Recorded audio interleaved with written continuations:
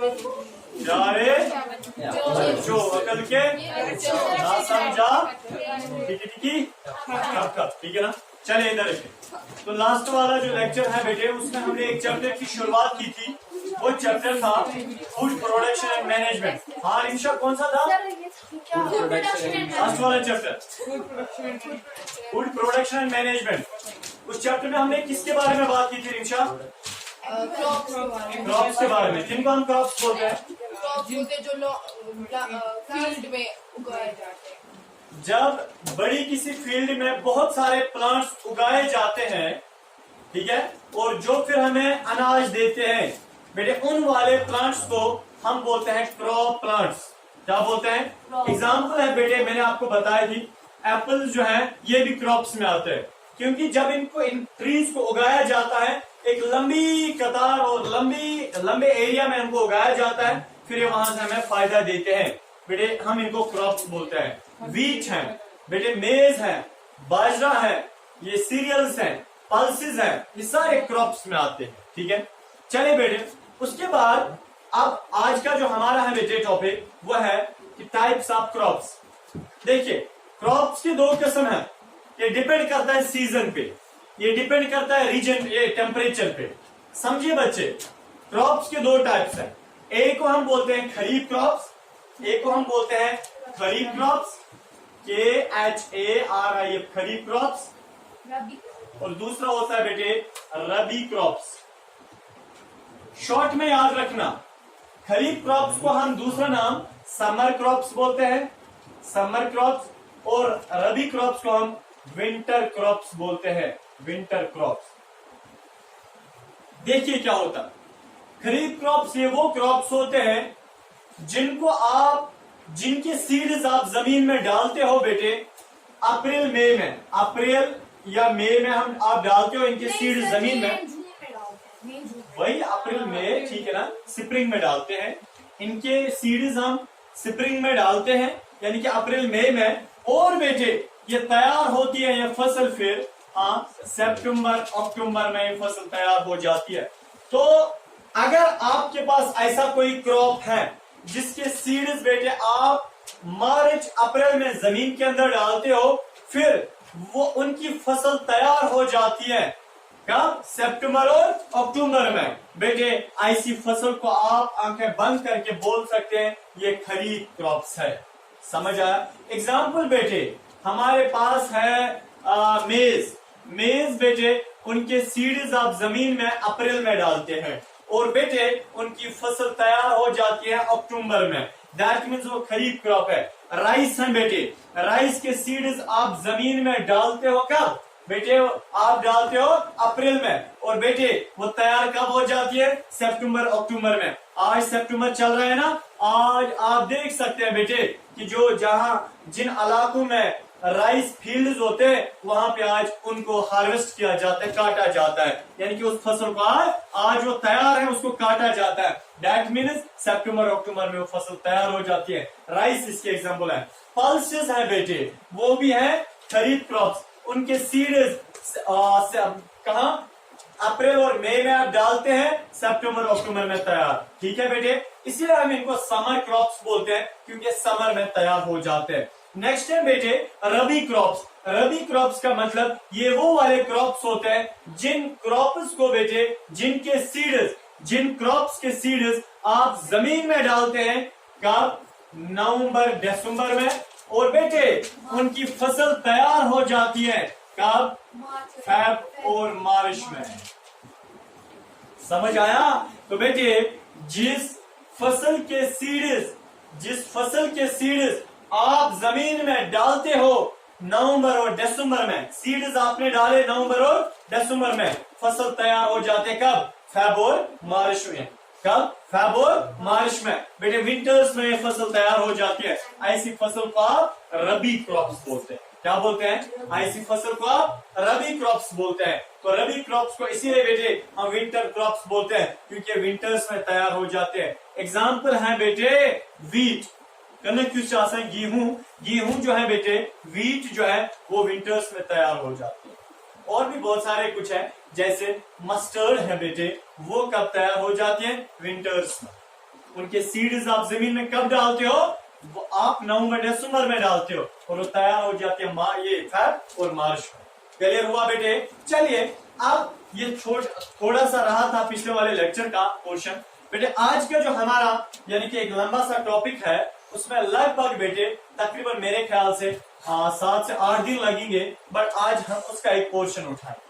वो ये वाला पोर्शन है कि बेटे जब आप जमींदारी करोगे, अल्लाह बचाए उससे, बहुत मुश्किल काम है, ठीक है ना, या कोई भी बंदा जब जमींदारी करता है या करेगा बेटे उसको कुछ प्रैक्टिसेस का काम करना पड़ता है।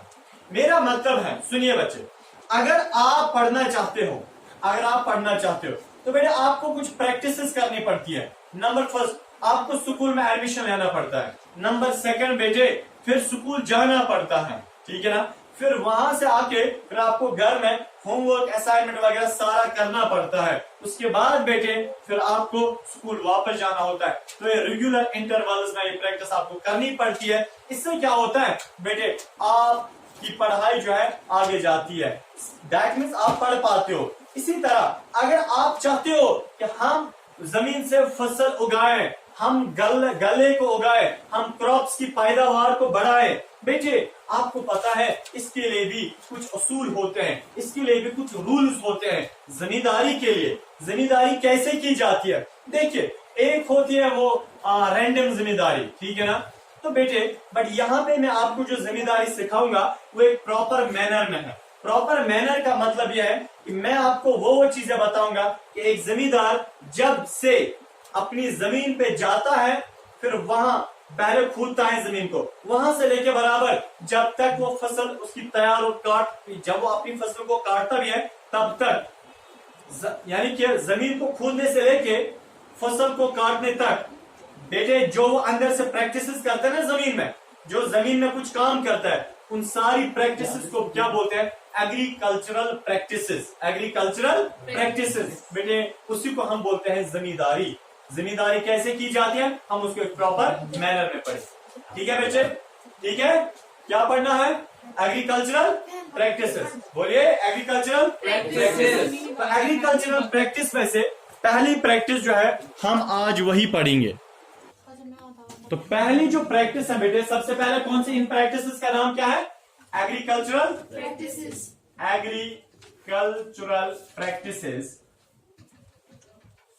पहली प्रैक्टिस बेटे देखिए, मैं आपको 7 प्रैक्टिसेस बताता हूं। 7 प्रैक्टिसेस का मतलब एक जमींदार 7 काम करता है, 7 काम करता है, उसके बाद उसकी फसल अच्छे से उगती है, उसकी फसल अच्छे से बनती है।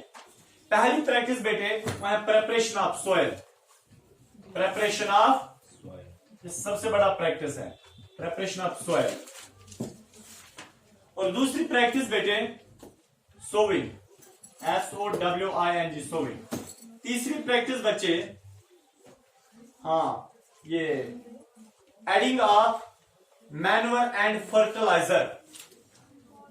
Adding of manure and fertiliser. चौथा बेटे, ठीक है, इरिगेशन। इरिगेशन तमाम डिपार्टमेंट्स हमने यहां लाए। फिफ्थ बच्चे, चौथा है इरिगेशन, फिफ्थ है रिमूवल ऑफ वीड्स, ठीक है ना, रिमूवल ऑफ वीड्स।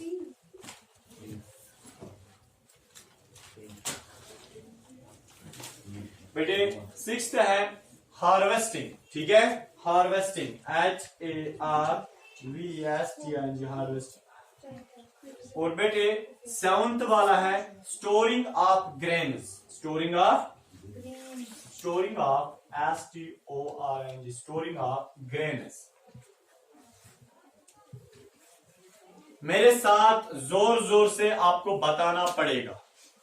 जब एक जमींदार जमींदारी का काम स्टार्ट करता है बेटे, जमीन खोदने से लेके बराबर फसल के काटने तक, ठीक है, उस दौरान वो कुछ काम करता है। उन्हीं कामों को बेटे हम बोलते हैं एग्रीकल्चरल, सारे बोलिए। तो कौन कौन सा काम? पहला काम प्रिपरेशन ऑफ सॉइल, बोलिए प्रिपरेशन ऑफ सॉइल। दूसरा जोर से, जोर से ना। तीसरा additional manure and additional manure and additional manure and fertiliser. चौथा क्या? बोलिए ना। नेक्स्ट रिमूवल ऑफ एक बार और जोर से हार्वेस्टिंग, बोलिए एक बार और। लास्ट वाला जोर से एक बार बोलना, स्टोरिंग ऑफ ग्रेन्स। ये है बेटे 7 काम जो एक जमींदार करता है अपनी पैदावार बढ़ाने के लिए। बेटे आप इसको नोट कर सकते हैं, उसके बाद हम आगे जाते हैं। आप बेटे पहली प्रिपरेशन या पहला प्रैक्टिस जो एग्रीकल्चर में किया जाता है वह है प्रिपरेशन ऑफ सॉइल। सारे बोलिए प्रिपरेशन ऑफ सॉइल। हाँ जी, प्रिपरेशन ऑफ सॉइल। देखिए अब बच्चे ये प्रिपरेशन ऑफ सॉइल क्या होता है? जमींदार के पास एक बड़ा एसेट जो होता है, ठीक है, वो बेटे उसके पास लैंड और जमीन होती है। तुम्हें पता है लैंड और सॉइल में क्या फर्क है? सॉइल का मतलब लैंड पूरे को हम बोलते हैं, अर्थ को हम लैंड भी बोल सकते हैं, अर्थ को हम लैंड भी बोलते हैं। सॉइल बोलते हैं जमीन की ऊपर वाली लेयर जो फर्टाइल होती है। जमीन की ऊपर वाली लेयर जो फर्टाइल होती है इसको हम सॉइल बोलते हैं। कोई यानी कि एक जाना पहचाना का मतलब है कि जो जानता होगा इसके बारे में, एग्रीकल्चर के बारे में, वो कभी ये बात नहीं करेगा कि हम लैंड में क्रॉप्स को उगाएंगे। वो हमेशा बोलेगा सॉइल में क्रॉप्स को उगाएंगे। क्योंकि बेटे लैंड पूरे को बोलते हैं, सॉइल मतलब खाली ऊपर वाला पार्ट अर्थ का, क्योंकि वो फर्टाइल होते हैं, उसमें प्लांट्स ग्रो करते हैं। चलिए, जमींदार के पास बड़ा सा एसेट क्या होता है? जमीन। बड़ा सा एसेट जमींदार के पास क्या होता है? सरीन क्या होता है? जमीन, सॉइल। ठीक है बेटे, इधर यह है बेटे जमींदार के पास सॉइल। देखिए प्रिपरेशन ऑफ सॉइल का क्या मतलब है? जमींदार सबसे पहले, देखिए आज स्टार्ट हो गई जिम्मेदारी, अभी स्टार्ट हो गई जिम्मेदारी। मैं फॉर एग्जाम्पल जिम्मेदार हूं। अब देखिए जमींदार को जिम्मेदारी करनी है, वो सबसे पहले क्या करेगा? वो जमीन पे आया, पहला जो प्रैक्टिस करेगा ना, वो पहली जो प्रैक्टिस वो करेगा वो है बेटे preparation of soil. Preparation of soil का मतलब वो जमीन को तैयार करेगा, प्रिपेयर करेगा। क्या प्रिपेयर मतलब? देखिए जमीन को कैसे प्रिपेयर करना है बेटे। उसके पास कुछ आर्टिकल्स होते हैं, कुछ एग्रीकल्चरल आर्टिकल्स होते हैं, कुछ चीजें होती है। आपके पास क्या है? आप पढ़ते हो बेटे, आपका काम यह पढ़ना। आपके पास पेन होता है, नोटबुक होती है, बुक होती है, बैग। युगो तो मतलब मैं बोल सकता हूं पढ़ने के लिए आर्टिकल्स होते हैं, ठीक है। अब इसी तरह जमींदार के पास बेटे, उसके पास जमीन होती है। अब देखिए उसको बेटे जमींदारी करनी है, उसके पास कौन कौन सी चीजें जमींदारी करने के लिए? बेटे उसके पास बहुत सारी चीजें होती है जमींदारी की, बहुत सारी चीजें, ठीक है ना। अस्ते गांव अस्ते बहुत सारी चीजें हैं, ठीक है ना। तो बहरहाल बेटे प्रिपरेशन ऑफ सॉइल के लिए, प्रिपरेशन ऑफ सॉइल के लिए उसको कुछ चीजों की जरूरत पड़ती है। नंबर पहली चीज बेटे प्लॉ, PLOUGH। प्लॉ सारे जानते होंगे। हाँ। क्या? वो हल, हल जिसे बोलते हैं। हल देखा है? हाँ, हल पता है? नेशनल कॉन्फ्रेंस का वो सिंबल है ना, है ना हल। हल को तलाश में हल है ना, ऐसे वो हल होता है। देखिए हाँ, ऐसे हल होता है ना, हाँ, हाँ, सर। हल देखा है? हाँ, वो बैल चलाता है ना, यही। अब देखिए हल बेटे, ये लकड़ी का भी बना होता है और ये आयरन का भी बना होता है, इसको हम बोलते हैं प्लॉ, ठीक है ना। दूसरा होता है बेटे उसके पास हू, HOE, हू जमींदार के पास क्या होता है? हू पता है क्या होता है बेटे? वो ऐसा कुछ होता है, उसको यहां से हैंडल होती है, इसको हम हू बोलते हैं। क्या बोलते हैं? ये अलग होता है। क्या हू अलग होता है? हाँ। और तीसरा बेटे उसके पास होता है, ठीक है ना, तीसरा जो उसके पास होता है उसको हम बोलते हैं कल्टीवेटर। Cultivator, CUL, cultivator. तो आपको पता है कल्टीवेटर क्या होता है? आपने ट्रैक्टर देखा है? क्वेश्चन होना है ट्रैक्टर, ठीक है ना। ट्रैक्टर देखा है? ट्रैक्टर, हाँ। ट्रैक्टर बेटे उसको पीछे से वो ट्रॉली होती है, ट्रॉली को छोड़िए, जब वो ट्रैक्टर वाला जिम्मेदारी करने के लिए जाता है, उसके पास पीछे अलगुल निशा सा, ठीक है ना, ऐसा होता है उसके पीछे से, देखा है आपकी टेक्स्ट बुक पे भी है बेटे। ट्रैक्टर वाले को पीछे से ऐसा वो होता है, वो आयरन का बना होता है, उसमें बहुत सारे हूज होते हैं, ठीक है ना। तो बेटे उसको हम क्या, हाँ बालों में लगाते हैं, वो बालों में लगाते हैं ना, वो प्लास्टिक वाला क्लेचर बोलते हैं। हाँ देखिए बेटे, वो ऐसा होता है, वो क्लेचर क्या बोलते हैं आप उसको बेटे। आप क्लेचर के अगर आप 2 हिस्से करोगे, ऐसा होता है ना, वो ऐसा होता है ना, उसको दो एक वो चले, वो एक जो होता है ना, एक वो जो एक होता है ना, उस एक यानी कि एक जैसा होता है ये वाला कल्टीवेटर। जो क्लेचर आपका होता है उसमें वो जो ऐसे वो दांत जैसे होते हैं, वही दांत जैसे इस कल्टीवेटर में होता है। तो ट्रैक्टर वाले के पास वो आयरन के दांत होते हैं पीछे से, उसको हम कल्टीवेटर। चले बच्चे इधर के, अब मसला है ये 3 चीजें किसके लिए चाहिए, प्रिपरेशन ऑफ सॉइल के लिए, जमीन को तैयार रखने के लिए। देखिए जमींदार क्या करता है बेटे, उसके पास जमीन है बेटे, उसको जमीन को खोदना है, डिग करना है, खोदना है। वो क्या करता है, या तो बेटे प्लॉव का इस्तेमाल करता है, या तो कल्टीवेटर का इस्तेमाल करता है, ठीक है, या तो प्लॉव का या तो कल्टीवेटर का। सर हु का क्यों नहीं, देखिए बच्चे हु अलग काम के लिए। देखिए प्लॉव से वो क्या करता है बेटे, अगर बड़ी जमीन है, बड़ी जमीन के लिए आपको कल्टीवेटर चाहिए, क्योंकि कल्टीवेटर में बहुत सारे दांत होते हैं, आयरन दांत जैसे, ये बेटे यानी कि जल्दी में काम करते हैं, ये जल्दी में काम करते हैं। कौन, कल्टीवेटर। इसको ट्रैक्टर चलाता है, एक बंदा नहीं चला सकते, इसको ट्रैक्टर चलाता है। ट्रैक्टर के पीछे से कल्टीवेटर लगाते हैं, ट्रैक्टर आगे जाता है, कल्टीवेटर जमीन में फंसा देता है, ट्रैक्टर आगे जाता है, ये अपने साथ जमीन को भी क्या प्लॉव करता है, अपने साथ जमीन को भी उठाता है साथ। समझा, लगभग 1 फीट तक ये जमीन को क्या करता है, प्लॉव, खनांच जमीन।